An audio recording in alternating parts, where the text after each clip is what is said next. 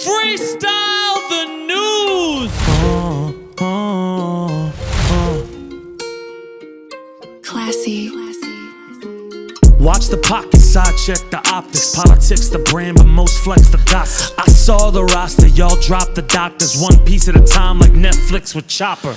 No more terrorists, man, this shit's so trash. More shots fired at children, how it gets so bad. The world run by the villains, bullets in your class. No guns won't make a difference, but that shooter's trans. Y'all obnoxious, y'all got some toxic and you're toxic. Find the demographic and blame the content they cross with. Pray away the death as if guns were never the problem. Crashing out on X like you onto some little Nas shit. Go back on the logo, give me something to sauce with. Ritchie, shut the fuck up, how the fuck is you talking? All that smoke online, but IRL you a lost bitch. Bet you got fans like Will Smith at his concerts. Cringe is pervasive, they get him back in the States and then try to ship him again till they block on the deportation. They're fucking up in his brain, I've been looking at JD's statement. Those bruises is looking crazy, man, you old as fuck. And y'all consume me like Fantano, put the money in a flannel and get mad like Mr. Beast when he ain't ranked above your channel. Digging through the rumors, they've been lying through their samples. Plus 20 motherfuckers, there's a cross that gets your ankles. Y'all want a Jerry half of the map, we gon' pick it up. All of your numbers stuffed in the back, they just give them up. They say, how dare you tryna burn up a flag while sucking dick inside the cabinet, torching it while they laugh. Oh yeah, all these performative queries, liberals and leftists fight TikTok, arguing theories. God forbid if you just sick of all the influence shit. They look at you like Snoop Dogg when two women trying to kiss, like, whoa!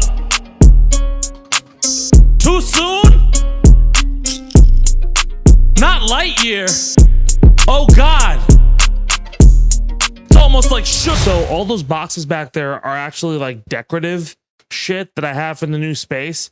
I just can't put them up because I need to wait for all my soundproofing to come in.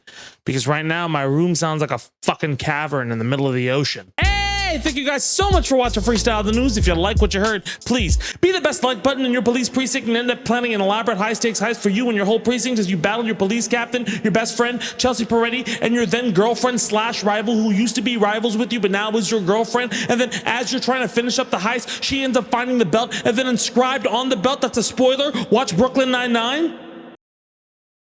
And leave a comment on your favorite bar. Bro, I fucking love Brooklyn Nine-Nine, right? I've been rewatching it recently because a lot of YouTube clips come up, and you know when you like see like a YouTube clip and then you fucking watch everything from that clip? Well, I've been rewatching it recently and it really holds up, man. I mean, even if the show is about cops, it has no problem being critical of the police. In fact, the entire last season is hypercritical of the police, while at the same time being a goofy, fun show that has some really heartwarming moments. And it's by some of the same people who did Parks and Rec. Go fucking watch it already. Rest in peace, Andre Brower. We got a lot to talk about this week, but look, before we go forward, I have to issue a little bit of an addendum on the Friday show. On Friday, we talked about that Wired article about Democratic influencers receiving dark money from a number of groups. Now, this article had a lot of contention online, and it's kind of blown up even bigger since then. Multiple corrections being issued, creators speaking out, Lorenz defending herself, everybody in my comments going fucking ape shit. And a big issue I had like with the Friday show was that like everything that like I was actually talking about, like the actual points that I was trying to make, nobody fucking heard them, right? Like a large majority of the comments when the video went up just immediately jumped at the headline of what the video was without actually watching through the video. And when people ended up watching through the video, they gave takeaways that had nothing to do with the video. There was one troll who was like, all I hear in this is centrism good, Democrats are fun. I said none of that shit. I actually explicitly said the opposite of some of those things. And let me explain, because I don't want to like feed the trolls here, but there are certain people who try to brigade comment sections and try to color things in a certain way to like affect the video and everything like that and the conversation around it. If it's a difference of opinion, it's one thing. If it's people trying to start shit in bad faith, right, it's another. And that's what you see me in the comments a lot of the time, right, is trying to stop the brigading and trying to keep the conversation substantive, right? I usually will be very aggressive against people who are deliberately trying to derail things just to try to like push them the fuck off, right? But a lot of times I want my comment section to be a place where you can come and discuss how you feel about a story, right? Or my Discord to be the same. So you don't feel bad for asking questions. You work through what you're going through with your anxiety, and we can all kind of just figure out the fucking craziness of this political landscape together. But Friday's video was just fucking crazy. And I want to clarify something, because the story around Taylor Lorenz is blown up so much so people don't misunderstand what I was trying to say. My point was essentially, right? Don't just be wary of the message. Be wary of the messenger. Just because somebody aligns with your political views or brings you truthful information that is beneficial to your political outlook doesn't mean they are a trustworthy person outside of that. They have to earn that trust. And the article has points in it that are absolutely valid and a lot of points in it that are spun and misrepresented, like a lot of pieces by Taylor Lorenz. So my point was, right, don't just blindly claim Taylor Lorenz to be a hero and an unimpeachable journalist full of information, right? She has very self-serving goals to manipulate the stories that she covers and the people who engage with them for her brand. She has done so for years to different political movements. She also tends to get very erratic and aggressive when she is called out and relies on the partisanship of who she's galvanizing to defend herself. That doesn't mean the Democrats in this article are saints and out scot-free. This is an and, not an or situation. My frustration with this whole thing, right, was that oftentimes when these kind of reports pop up that are hyper partisan, people focus on what's convenient to them and not on the people who are jockeying off of the story itself to build their clout and power off of it. A lot of people, just hyper partisan immediately, believed everything Taylor Lorenz said at face value, calling her a hero and calling into question her long-standing kind of bad reputation, because right now it fits their feelings about what's going on with the Democratic Party in a very specific narrative they felt has been going on. That doesn't mean it hasn't been going on, but it means because Taylor wrote this article for it, implicitly now you just trust her. All I'm saying is be wary of the incentives of the people bringing you information. If you want to just believe Taylor Lorenz is totally being honest, believe her, but believe her warts and all, with her reputation, not just sidelining it, right? Believe her understanding the bias she has so you know what you're investing in. Even me, if you side with me over something, right? Like, I have my own biases. Like, if you put a Nintendo 64 in front of me, I'm gonna say, oh, that's fucking funny that you thought it was a Dreamcast, a superior system with a superior game, Sonic Adventure. See, that's just my biases. I'm correct that Mario is fucking worse. But let's say you side with me on that and are a person of taste. But let's say you do take that opinion into account and you agree with it, right? You're not wrong to say, hey, this person is partisan and biased, but I agree with their opinion, right? That's fair. And that's all I'm saying, right? You can call out Taylor for being shady in her practices and be like, look, there is some stuff that I'm not sure about, but this article feels honest to me, right? And even if it is misrepresentative in some ways, the problems with dark money in the Democratic Party are there. I think that is an absolutely fair assessment to make in this situation, and it's something that I completely respect, right? I just don't think it's a good idea to have absolutism in the people delivering messages in an era of obscene propaganda. But I get very worried when I bring this up because I think people believe if you are not hyper partisan, right, in your political beliefs on the left, then you are a centrist or capitulating to fascism, and those are not the same fucking thing. You can be anti-fascist, right, and not be a centrist and believe in leftist ideas without being hyper partisan about them. Just because somebody has good politics, again, doesn't make them a good person or an honest one. I am very wary of people with self-serving motives, and I'm just asking you to all be aware of that, okay? That's not defending the Democratic Party. I literally say in the video, I am not defending that. I am not. It's one of the first fucking things I say. Just be careful, all right? Okay? Cool. Let's get into this breakdown. Jesus. It's been another very busy week for the Trump administration, but as we start to push into fall, a lot of the cracks in his overwhelmed strategy have started to show. Before we dive into those, there were some pretty big stories that dominated the week. The first being the purging at the CDC. With the new director of the CDC, who was just appointed, Susan Manarez, being fired but refusing to leave, as simultaneously an exodus was happening of many of the longtime leadership at the agency. Decades of experience just evaporating. RFK Jr., if you're watching, evaporating is not an ingredient. It's a scientific thing where liquid turns into vapor.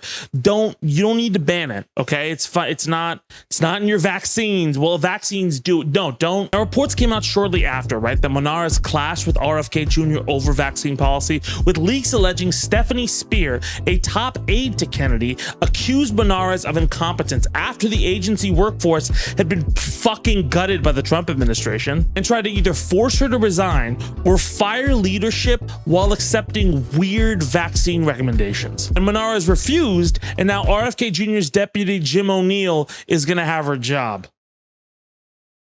Great. Good on you, Susan, though, all right? Okay, my mom is a scientist and she's been through similar situations, right? Like, I can't tell you, that's fucking... You're a real one. But on top of that, Trump also fired Lisa Cook, a member of the Federal Reserve Board of Governors. That's an enormous escalation of executive interference with the Federal Reserve Board. Now look, Lisa herself was embroiled in possible mortgage fraud, which was brought up by Bill Pulte at the Federal Housing Finance Agency, who submitted the claim to the DOJ, who then submitted it to... Oh no. Look, impropriety is impropriety, but the sequence of events and the messenger here is once again a little fucking sus. And because this moved very quickly and conveniently, Cook is going to court to try to block her firing, with the decision now being delayed. And let's be very real, Trump is escalating the signals that he wants control of that board, which would be very bad. His strategy over this month has been to flood the zone as much as possible, as this is always his fucking strategy, right? Signing an executive order to ban flag burning, trying to redeport Kilmar Abrego Garcia, canceling Kamala Harris's Secret Service detail. That's just fucking petty, dude. All of this very obviously built up to play into culture war polarizations we all seem to be signing up for. But like I said at the top of the story, the runway is not squeaky clean here, right? A judge yesterday in the US Federal Court of Appeals, as of this recording, ruled Trump's tariffs are unconstitutional. I wish they would have said so before India started seeing China behind our back. Tum paas aaye, yun muskuraye, tum ke la jaane ke. Hey, Indian people know what I'm talking about. But the ruling was that the president actually overstepped his authority with all of his reciprocal tariffs, and now all of them get to stay in place till October 14th so the president can appeal. But that move throws a large tenet of Trump's agenda into limbo. Again, tariffs are not popular on the broad spectrum of even Trump's supporters. His approval ratings for the economy and inflation are underwater because of this. And I'm not talking about the sycophants, I'm talking about his inner circle, his soft power, the business world. They do not like these tariffs. They are damaging to costs and revenue. And they're always fucking random too, which throws a whole bunch of uncertainty and wrenches into plans people have. And obviously Trump is going to appeal the decision to the Supreme Court, but wait, that is not all. A judge also blocked Kilmar Abrego Garcia's deportation. You know, the cruel fucking unusual one Trump was trying to push through just because he's a stubborn bitch. So that is getting appealed. On top of that, a veteran is now suing Donald Trump after he burned a flag on the lawn of the White House, fucking calling out that executive order, citing free speech. He's hoping to take that to the Supreme Court. Alligator Alcatraz fucking empty, and it's about to be shut down completely thanks to, again, a judge's order. Man, this motherfucker getting jumped by so many judges right now. And somebody just flipped an Iowa Senate seat, ending the Republican supermajority in the state by flipping a +10 Trump district by 20 points, which means they won by 10. Fucking math is hard. And while Trump has been getting jumped in by all of these different disparate things, there's been a ton of speculation about his health because he's an old fucking man. In fact, if you were on Twitter yesterday, you would have seen a meme about him traveling to a farm upstate. I have to say it like that because I don't want to get in trouble with this platform and fucking have the video taken down and all that shit. But yeah, he was going to an upstate farm, like your dog, your favorite dog. People saying that it had already happened, a giant conspiracy theory, until he said he was not going to an upstate farm and was actually going to a golf course, which I would assume is also probably upstate. I don't know if it was upstate or not. This is fucking confusing at this point. But there were also multiple pictures highlighting bruises Trump has had on his hands during interviews, right? There was another interview with JD Vance where he said, God forbid if anything were to happen, I'm ready to step up. That's a fucking weird sign, JD. What are you seeing that we don't see through your thick layer of mascara you clearly wear or may no longer wear? But those eyes are fucking sus. Now, that being said, right? Don't let anybody fool you. These are significant setbacks for the administration, and it feels like it's been a while since we've seen a lot of these kind of setbacks. Felt like summer was just a giant fucking hose of what the fuck is going on? Because like I said, Trump is just fucking throwing everything at a wall, trying to make erratic behavior normalized so you don't have to pay attention. But people are paying attention. There was just an order signed in Chicago to try to resist whatever military occupation is about to be pushed, and people are slowly beginning to fight back. If you're really worried about the dark money influencer thing, listen. A lot of leftist and progressive voices have been strategically growing really well over the last couple months, thanks to a lot of the strategies set forth by Zoran Mamdani and other progressives and leftists who now are considering running and primarying a lot of old thinking establishment politicians over the next year. But Donald Trump is going to continue to play the culture war as much as he can, right? He's going to continue to want you to feel like he's this unstoppable dictator and strongman, and he's the boogeyman under your bed, even though we all know and can see the emperor is fucking naked. He's trying to intimidate you. Don't let the messaging that he can just do whatever the fuck he wants go unchecked. He hasn't gotten whatever he wants. Alligator Alcatraz is closing. His orders are in limbo. If you want to beat Donald Trump, you have to fight the fucking culture war. Progressive policies are popular. Make the case for them, right? We all know Hakeem Jeffries is a fucking pussy because he won't endorse Zoran, right?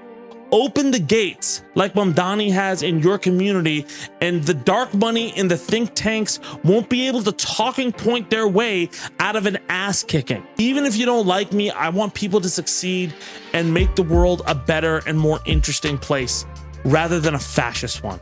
Let me know what you think in the comments. One quick story before we move on to our last one. This is going to be a little bit freestyled. Mario, if you could take over for a second.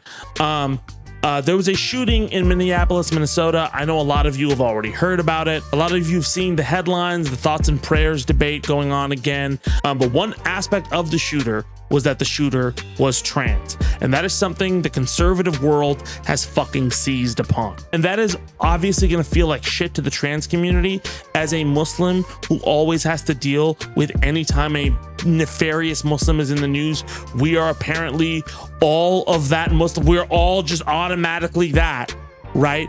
I know how that kind of phobia feels to deal with. And I do think something is frustrating, and I did want to say this before I move on to the last story, that within school shootings, every single time something like that happens, aside from the thoughts and prayer debate, there's this huge fucking moment to figure out what the shooter's demographics are and to fucking argue where he was so that you feel your team can fucking call him out. In this case, conservatives are making it their fucking linchpin to be like, oh, trans people, they're crazy, right? Which is so fucked up to just politicize this event like that, while simultaneously acting like, well, we just can't do anything about guns, even though a large majority of American gun owners accept like reasonable restrictions. There's stuff that can easily be done. But again, that's another discussion. The discussion I'm trying to talk about right now is the fact that we are so obsessed with using the identity of a mass murderer as a fucking cudgel in politics. That's fucking horrific. There's always a race to it. I see it all the fucking time. Maybe it's just partisans and fucking grifters doing it, but man, it feels like a ritual at this point alongside the thoughts and prayers. I'm just sad we're here. It's fucking shitty, man. Anyway, let me know what you think in the comments. Lastly, let's talk about Adam Friedland and Ritchie Torres. If you don't know, this is Ritchie Torres. Since 2021, he's been the representative for New York Congressional District 15, located in the Bronx, specifically representing a lot of the South Bronx. Torres ran a campaign of overhauling public housing, cleaning up air pollution, and trying to help minority groups as much as he can, right? A bunch of reasonable ideas that anybody should be proud of. Ideas you probably haven't heard of. Why? What could be the reason? Maybe because Ritchie's been showing his ass on Twitter and glazing the fucking IDF and Israeli government for almost 2 fucking years. Torres's re-election campaign journey last year was to start so much fucking shit with everybody and anybody he could who was like pro-Palestine, right? Hassanabi, Mehdi Hassan, any high-profile Palestinian activist that would make him look fucking strong for trying to take them on. He picked fights with just random motherfuckers, double, triple, quadrupling down. Every time Israel dropped a bomb on a hospital or killed innocent people or journalists, Ritchie was just like, well, how come you don't blame Hamas? How come you don't do that? And while Torres won his re-election campaign, it became really evident in 2025 that he was looking to eventually primary Kathy Hochul, the governor of New York. Until, guess what happened, Ritchie? You fucking botched that shit. Because nobody remembers all the stuff you were trying to do for the Bronx. They just remember you fucking glazing for a year, you clown. I can't stress how much of a fucking asshole this guy has been, and callous to people who are devastated by the suffering and death going on. And there are many people who show that APAC graphic of all the fucking money that's been donated to politicians and Ritchie is there. Yeah, I understand that. Definitely, right? Like, you should watch out for politicians who are funded by that group with so much fucking money and how much they just stand 10 toes down as things get worse and worse in Gaza. But there's enough evidence here to say Ritchie just severely miscalculated what the political environment was going to be. Just like he miscalculated this recent interview with Adam Friedland, who did not let him off the hook. You gotta have a good burn for the president. Let's practice. I'm Trump. What's up? I'm Trump. Nice to meet you. Yeah. That's your you just bombed. You can't so what should I do? There like that with some weird smile. I'm gonna shake Donald Trump's hand. Yeah, you have to say like you're doing like the Holocaust right now in this country, like you have to say like you're ruining this country right now. Mr. President. Yeah. How are you? I'm looking for. Hopefully, you can release those files. The Epstein? Yeah. That's your no. Come on, dude. This motherfucker sucks, dude. What is it? Who taught you how to be a public figure? I swear, if nobody primaries this guy the next time he's up and they just keep complaining about him, I'm gonna lose my shit. A fucking wet paper bag could beat this dude's ass. But that's not the conversation everybody is talking about, right? Okay, you're deflecting again. I'm not deflecting. That's my position. What does it look like to have a flag with a Jewish star and I'm Jewish? And for kids to be starving right now. Why is my government... I don't want to do this fight. Let's not do like a... government, but there is no justification for intimidation or harassment against American Jews. I'm telling you as a Jew right now that we are receiving a lot more hate because of what the people with a flag that has a Jewish star on are doing to other people right now. That might be. And I'm telling you, as a Jewish person, how painful it is for us to say, and it hurts my stomach to say this. So you're going to say, I disagree. that this is a genocide. And that hurts to say that a Jew could do that. It hurts because we grew up with learning about what hatred is. We grew up learning about this. And the same year the state of Israel was established, in 1948, the world saw the Holocaust, and they established standards for what a genocide is. It was the same year. And the world said that this shouldn't be a thing that happens. You know? They've killed journalists. People have been killed in a war. It's been a tragedy. They've killed people waiting for aid. But you're suggesting that it is the policy of the Israeli government to murder civilians, and that is a notion that I reject. You gotta listen, man, you gotta be like a human being about this. Jesus, dude. I'm pretty sure Ritchie just doesn't have a set of opinions. He's just a fucking dog shit politician who thinks right thing equals good vote. Ritchie is like flavorless boiled chicken, right? I never thought I would meet somebody as fucking boring as Nancy Pelosi, but at least she can fundraise. Somebody get him a cell phone so maybe he can tweet his way through his next interview with Adam Friedland. But also, he's a coward. He's gotta own this brand, right? And you can see a little bit in his fucking eyes how it's not working against Adam, who really puts his bullshit to the test. And that's the canary in the coal mine you've been looking for, right? When sycophants like Torres can't profit off of people's ignorance towards atrocities, you understand the tide is shifting. And hopefully that shifts into a better representative for New York's 15th district. Fuck you, Ritchie. I feel bad for calling you a clown because they're at least fucking entertaining. Drop out. Let me know what you think in the comments. And that's our show. Thank you guys so much for watching. Remember to like, comment, subscribe, or leave me a fucking wall of text, which I don't want to read, but I probably will. We'll be back next week. I'm trying to get this space figured out, but it's going well so far, man. I'm feeling better about recording here. Anyway, my name is Tabani. Thank you guys so much for watching, and I'll see y'all soon. Let's go.